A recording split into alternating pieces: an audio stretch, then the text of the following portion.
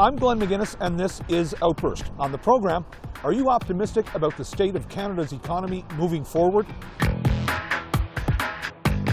The only thing I'm worried about in the economy of Canada is interest rates. Globally, I think we'll probably hold our own. I'm not too optimistic. If we move forward slowly, it'll all come back. We'll all bounce back. But first, this fourth wave of COVID-19 has shown us high numbers in some provinces we haven't seen in months. And this uptick can, of course, be attributed to new variants.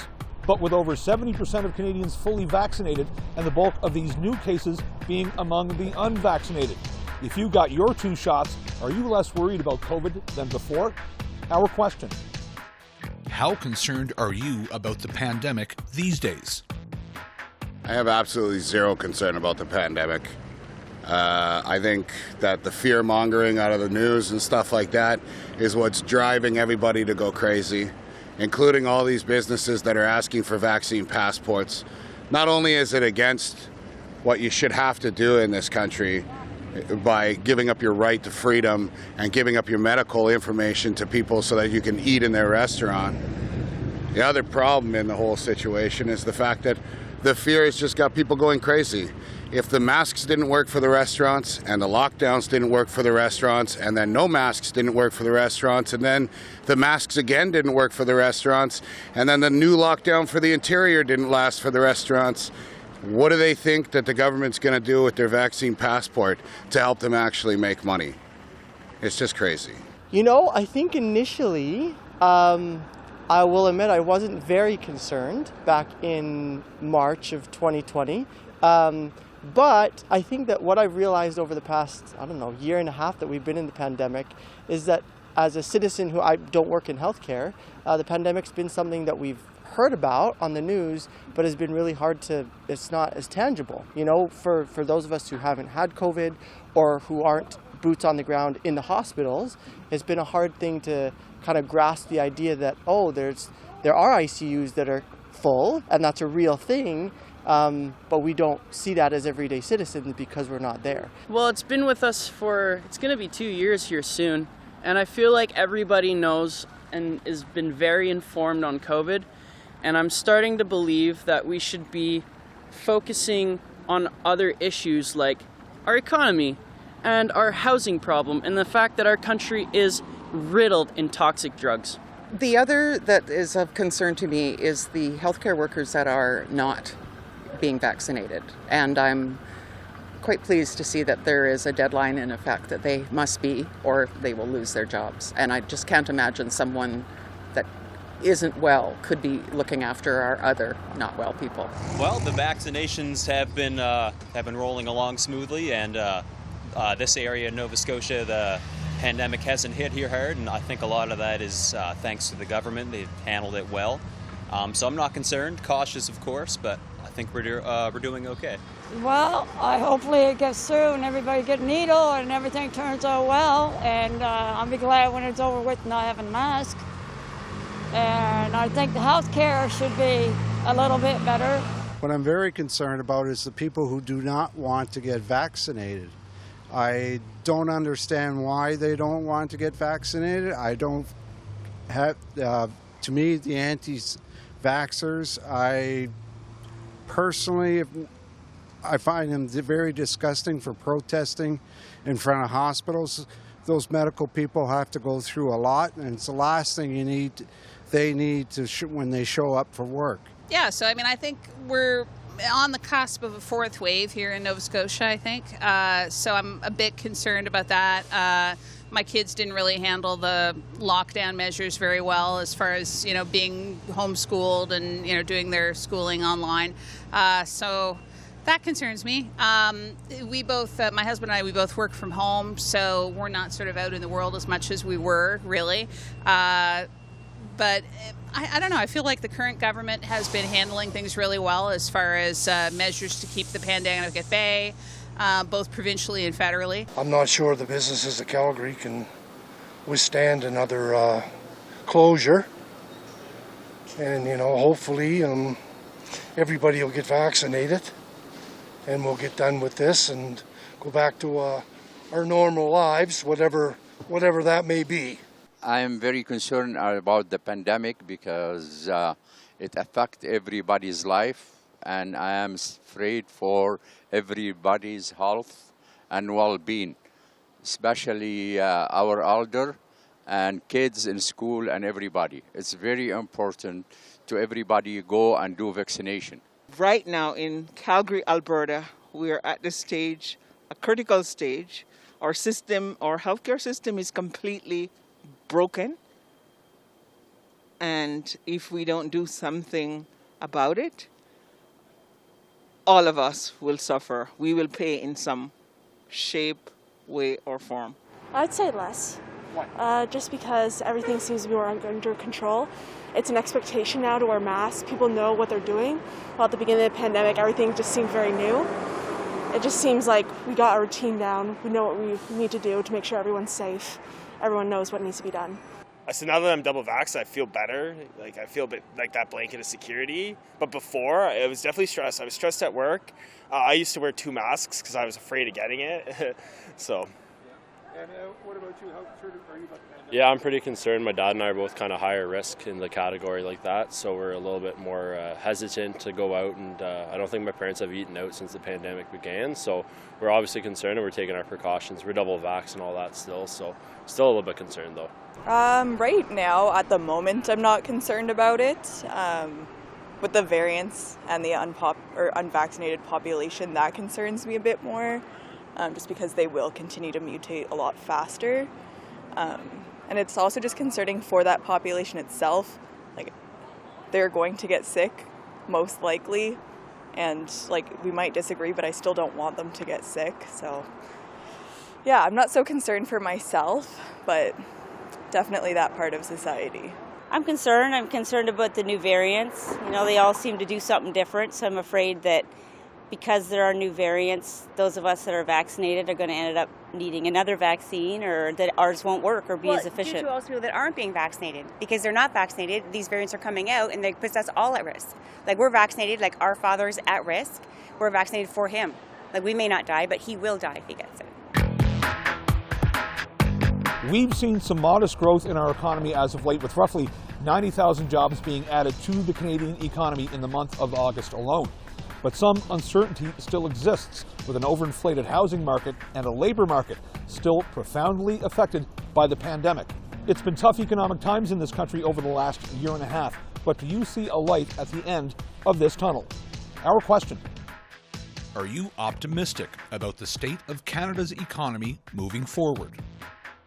I believe it will move forward. What people have to realize is that this pandemic has played a major role. Every country, just about every country in the world, has spent more and gone into debt than they would have. It's just that the pandemic, it was unseen for what was happening, why things had to be closed down.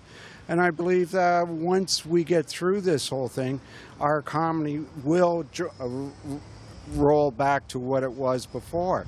I am. I believe the pandemic has been hard on the country and on the economy, but if we move forward slowly, it'll all come back. We'll all bounce back. Everybody's looking forward to getting back to work, and I think that's where we'll get to. But, it's not going to happen overnight. We seem to be trying to push for these targets and saying, okay, we shouldn't produce oil because of the emissions it makes. Well, the oil produced in Canada, we can have input into the environmental footprint. And we can do this by carbon pricing is one way, but not the way the Liberals are doing it. The tax should be taken that is generated for the taxes and put into green methods of alternate energy. And if we did that, then we would have the means of moving from where we are now to where we need to be. Well, I think what you have right now is you have a federal government that's committed to policies that damage investment and interest in investments. And so you're basically have a system now where people are living off existing assets and draining them out. Once we get the cure, or lack thereof, a better word, for the COVID virus, I think things will get back and it'll be full steam ahead. But the only thing I'm worried about in the economy of Canada is interest rates. That could really be a downside to Canada because so many people are in debt. And the reason I think that is because with all the CERB payouts, people are losing a sense of what it's like to work. I keep saying to my friends, we can't have it both ways. We have some people who are saying, oh, the government is spending too much to prop up the economy and to support people. And then on the other hand, they say, well, people don't have food. You can't have it both ways. Either you help people to get through the pandemic, it's going to cost money, we pull up our socks, we work together, or we sink together. Yes, so far, actually the federal government handling the economy in the best way, and I see more people buying stuff, more people investing in houses and home. And in the midterm, not really. I mean, it's a big transformation. It's accelerated this pandemic, and the relief efforts have accelerated a bunch of trends that I think were already in there. But I think we can profit in the long term if we make a transition to a greener economy. Yeah, I'm really not, I don't follow it along that closely. Obviously, I've heard that housing prices are through the roof and stuff like that, and especially being young and not having a lot of money to get those houses, it's kind of scary for our future, but hopefully it starts going in the other direction and starts making it affordable for all of us to get a house. Okay, what about you? Yeah, I'm concerned. I'm studying for my MBA right now, and I'm pretty concerned. I'm worried what will be available when we graduate, what jobs are probably out there. The housing crisis is crazy.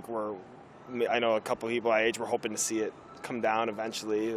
Globally, I think we'll probably hold our own. I think we have thrown so much money at COVID, like many countries have, that there will be a price to pay for that eventually. But also, I believe it was extremely needed for the situation. I think so, but I think there's been a lot of money spent, and I don't know how we're going to make it up. It's going to take a long time to make it up. I think in the beginning it was good to keep people alive and well, and with their jobs being suspended and stuff, I think it was good to keep them going. But I think now that it should be changed, I think we're going to have a lot of debt to pay back. I think that Canadians are resilient, and I think that we are a positive, happy people, and so I think that we will rebound with help from government programs and things like that. I think our economy has gone right down the tubes, and I don't really even see a way of fixing it.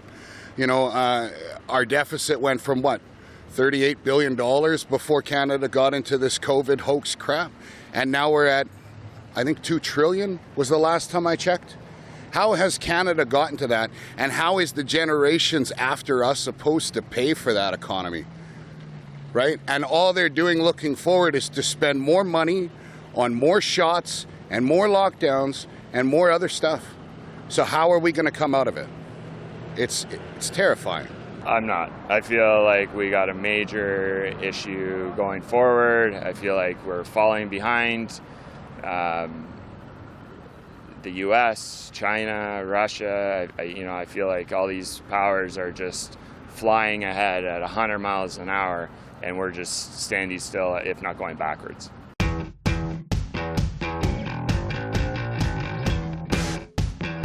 In what year did the highest voter turnout occur for a federal election? 1935, 1958, 1980. 35, 58, or 80? I'm going to go with 1980. 80. 35, I think. 58. 1980? 58. 35, 58, or 80? 35. The answer? 58. Oh, good. I got it right. It was a wild guess. Voter turnout was 79.4% in 1958 as the Progressive Conservatives and Prime Minister John Diefenbaker went from a minority government to to the biggest majority in Canadian history. The Conservatives won 208 of 265 seats in the House of Commons and nearly 54% of the popular vote. The lowest voter turnout was 58.8% back in 2008. If there's one stark reality this pandemic has taught us, it's the strain on our healthcare system. Even up to now, provinces like Alberta and Saskatchewan are maxed out, and many Canadians have had our healthcare top of mind leading up to the federal election. We took to the streets to ask Canadians their thoughts on how we can make our hospitals and clinics work better for every Canadian. Our question: how could Canada's healthcare system be improved? The way that the healthcare system must be improved is by including dental and pharmacare to all. So that's one. Once again, I think that it will be very nice that the government invests more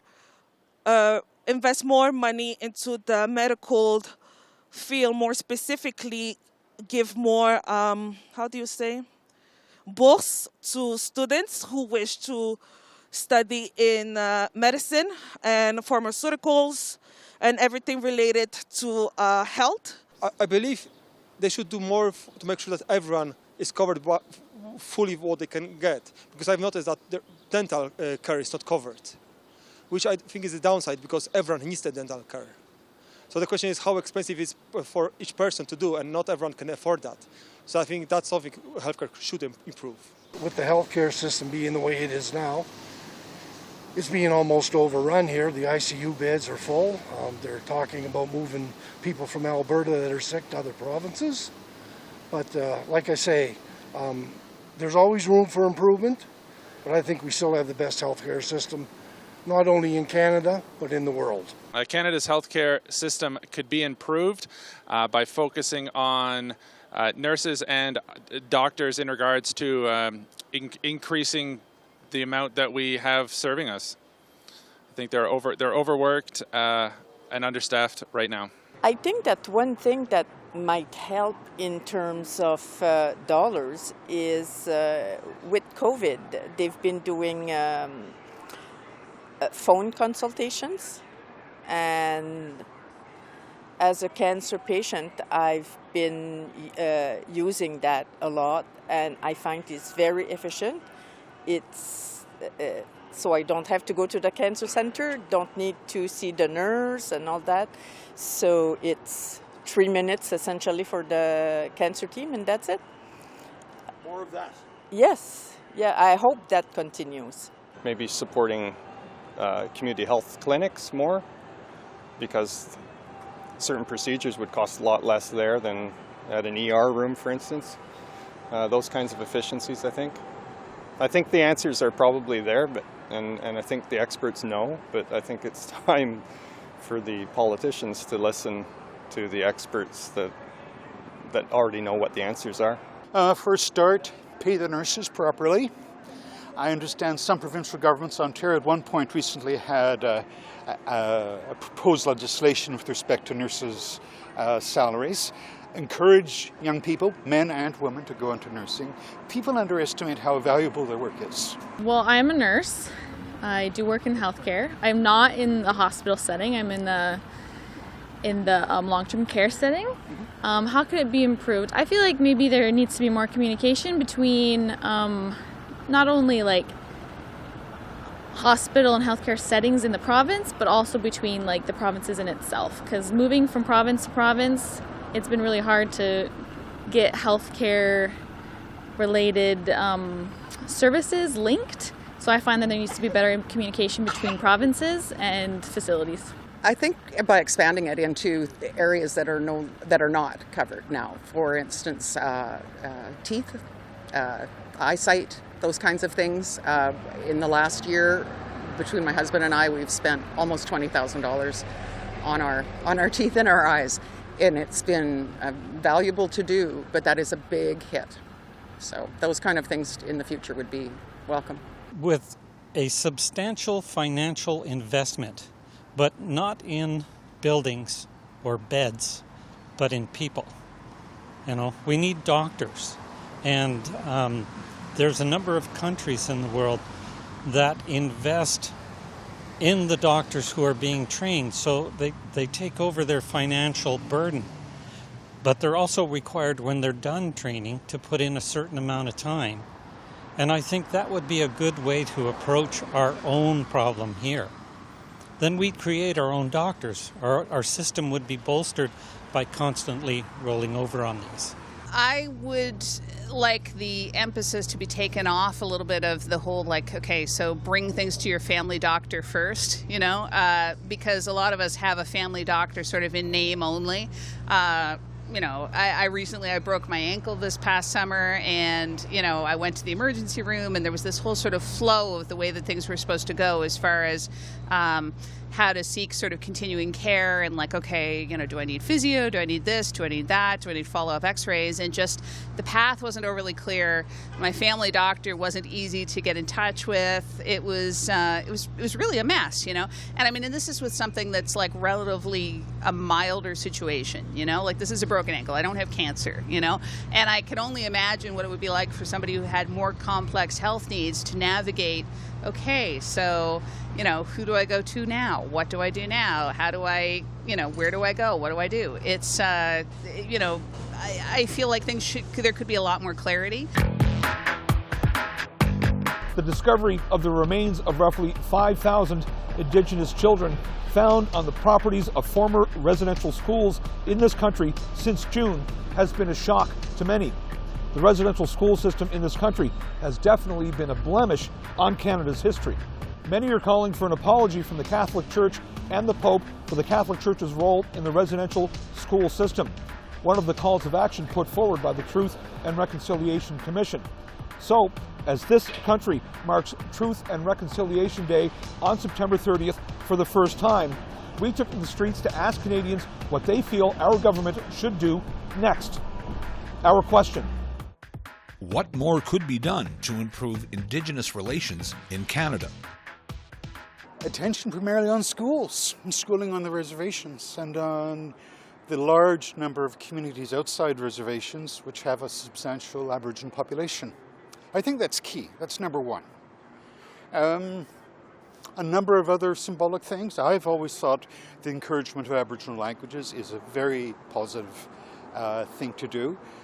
Connects young people to their elders, often skipping a generation which lost the language, and assures it's a symbol of recognition of their value as societies. I think the biggest thing I'm always concerned about is the clean drinking water.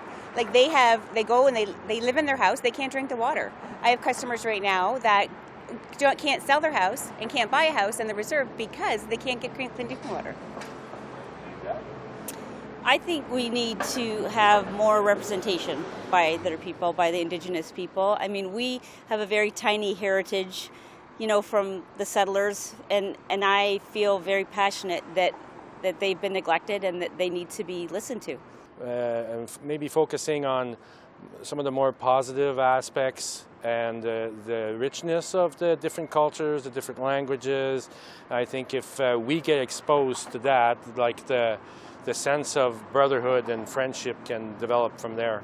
I guess so many things, but I think a lot of economic development, both for the Indigenous people who are in cities and the ones who are still on reserves, like clean water for one, and certainly I would think, like in a place like Ottawa, jobs, more social services, more housing.